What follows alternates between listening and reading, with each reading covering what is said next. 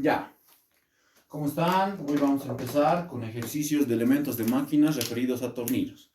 En tornillos es necesario hacer énfasis en dos tipos de tornillos que existen, ya sea tornillos de unión, T de tornillo,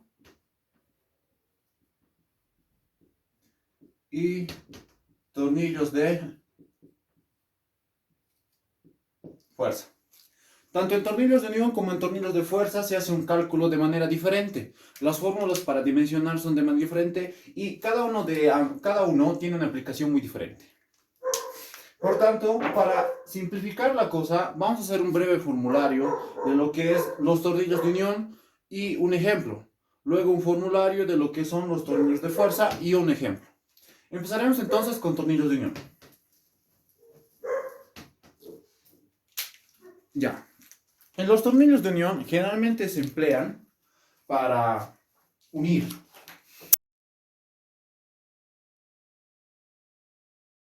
En los tornillos de unión tenemos lo siguiente.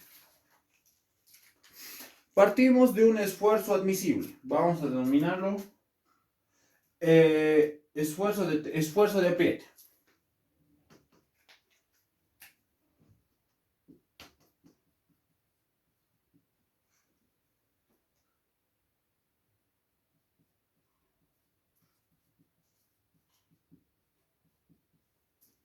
Esfuerzo de apriete.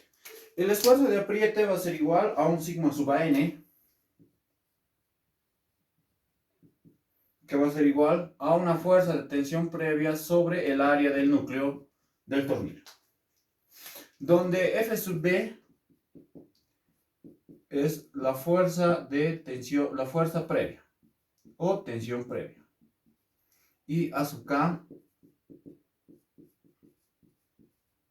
el área del núcleo. Listo.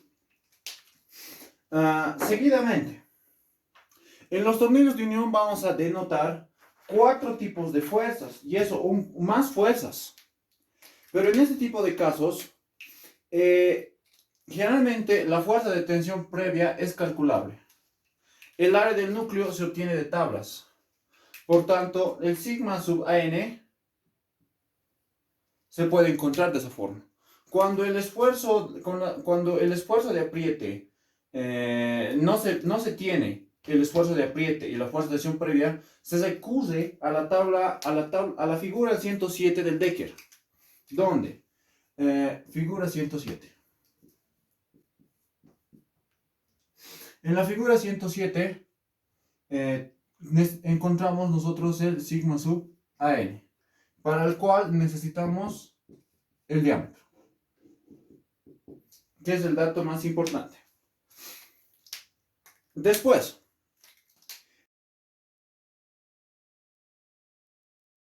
hemos hablado de 4 tipos de fuerzas. En los tornillos de unión vamos a ver 4 tipos de fuerzas. O sea, vamos a dibujar dos ejes.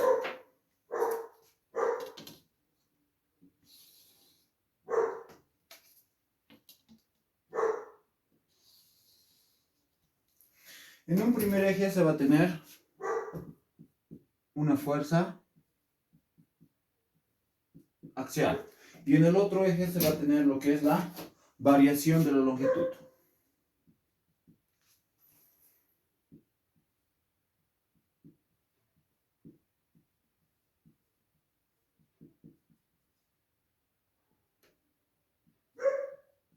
Listo. Por tanto, formando el alargamiento del tornillo más el alargamiento de la pieza, se obtiene un triángulo.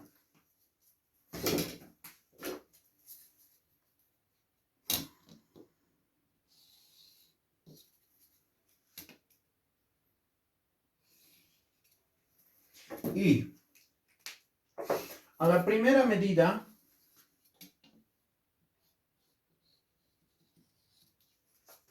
se la denomina F sub B. O sea, desde una coordenada 0 hasta este punto máximo se tiene una fuerza de tensión previa.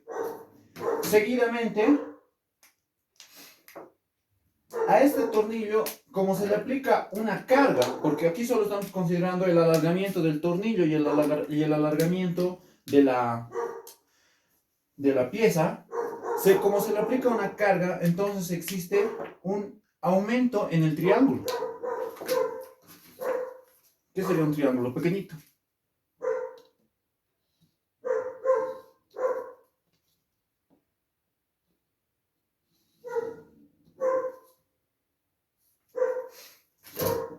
Por tanto, haciendo cotas,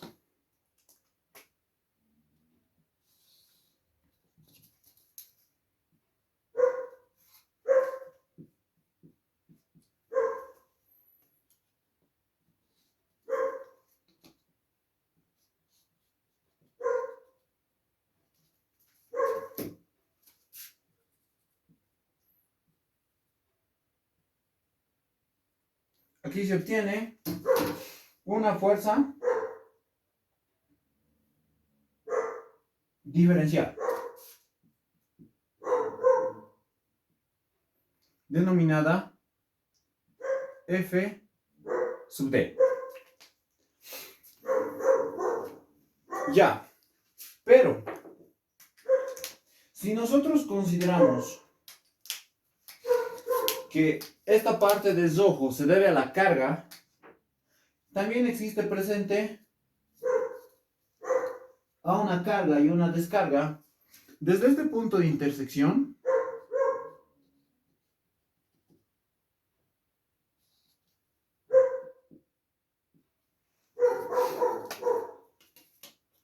nosotros encontraremos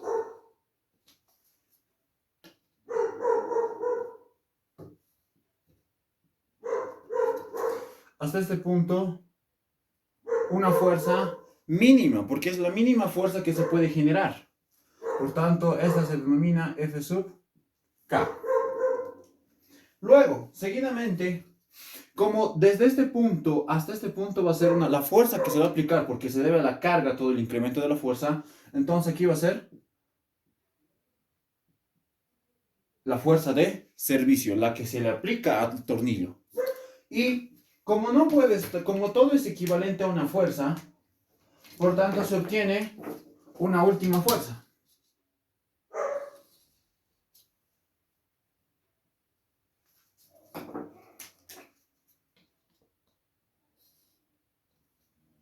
Y en este caso, esta va a ser la fuerza máxima.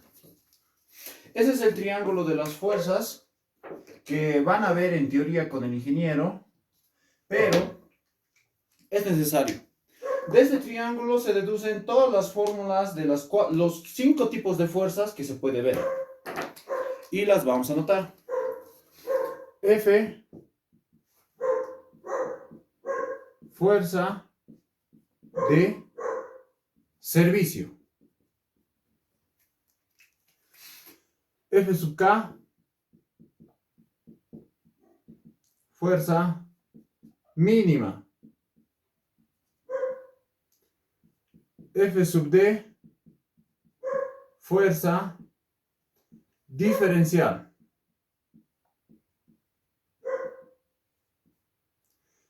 F sub B, lo que hemos hablado, fuerza previa. Y por último, y la más importante, F sub G,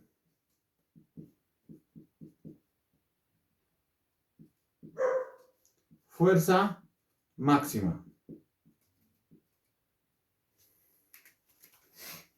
Esos son los 5 tipos de fuerzas que se pueden encontrar.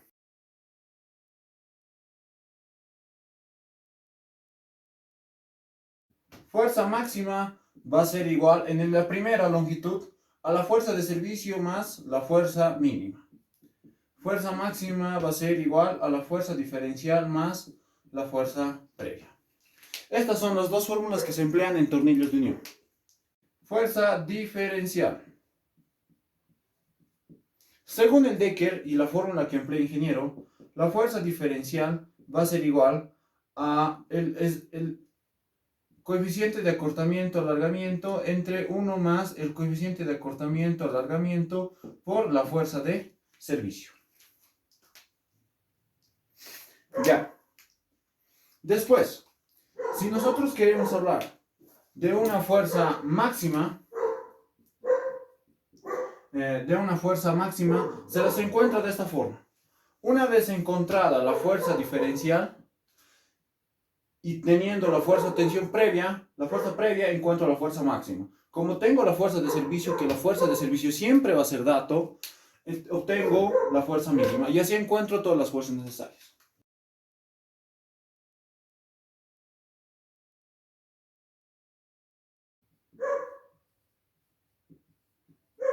Para verificar si evidentemente los tornillos que nosotros hemos empleado son los adecuados, tenemos que empezar por calculamos el esfuerzo de tracción.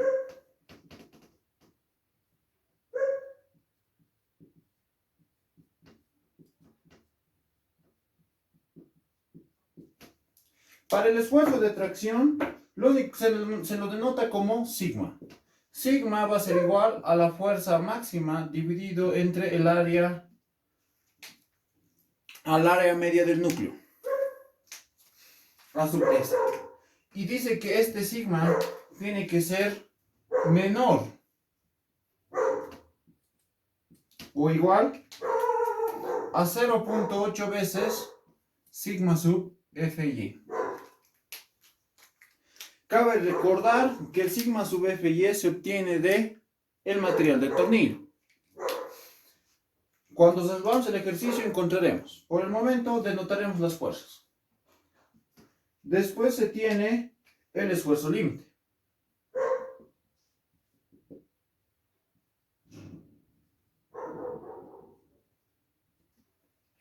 El esfuerzo límite se lo denota como sigma sub A. Sigma sub A dice que es igual a 0.5 veces la fuerza diferencial sobre el área del núcleo. Esto tiene que ser menor o igual a 0.7 veces el sigma sub AG, que sería la resistencia a la fatiga. ¿Cómo obtengo el sigma sub AG?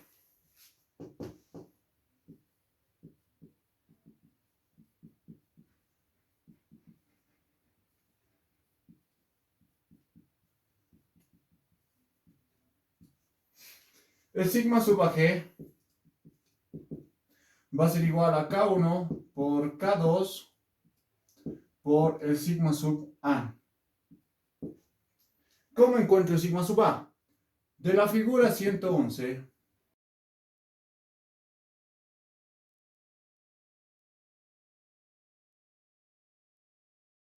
el esfuerzo de tracción en el núcleo, que es el dato por donde nosotros partimos para calcular y dimensionar un tornillo.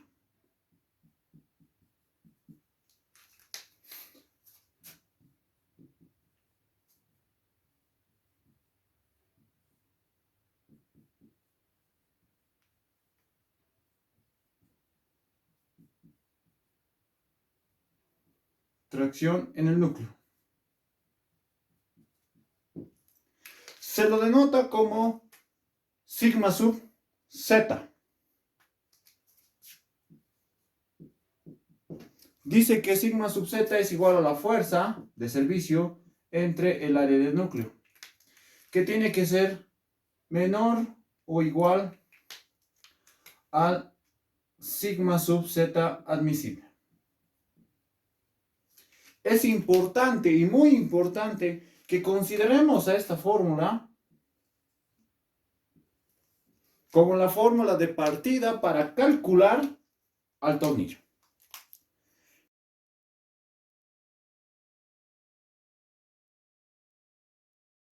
Tornillos de unión, se nos pide calcular el más importante, par de apriete.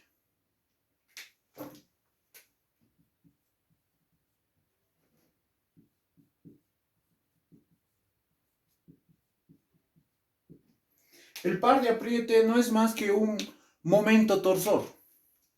que se nota de la siguiente manera.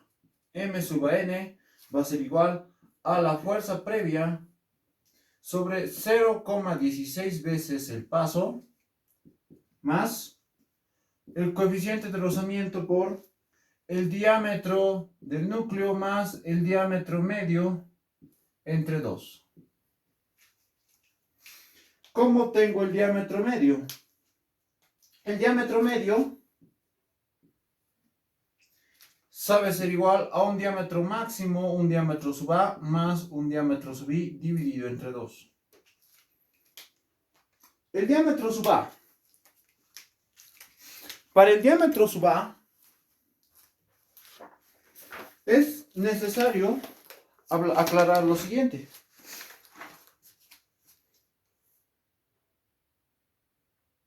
Este es el diámetro sub A. Vamos a realizar el siguiente gráfico.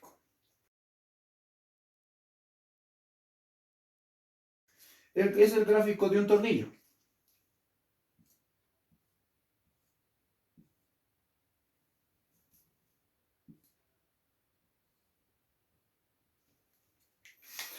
Es un hexágono regular, el cual está inscrito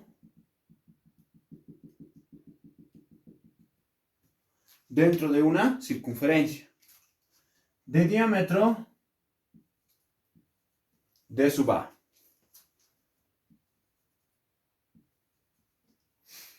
El diámetro interno D sub I es un diámetro pequeño. Generalmente depende de la fórmula que se emplee para calcularla. Pero el D sub I generalmente tiende a ser igual al diámetro.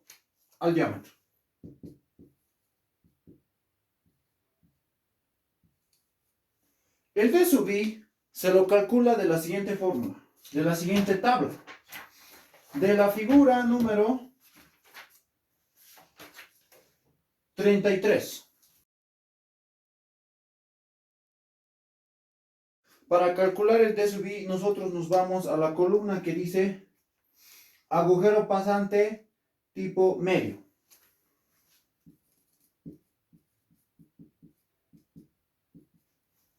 No trabajamos con fino ni trabajamos con vasto, trabajamos con medio. Eso sería lo único más importante para ver en tornillos de unión. Después el D sub a veces tiende a ser 1.5 veces el diámetro. Depende el tipo de tornillo porque varía en base a una fórmula de crecimiento. Por tanto, eso sería todo lo más importante que se pueda ver en tornillos de unión.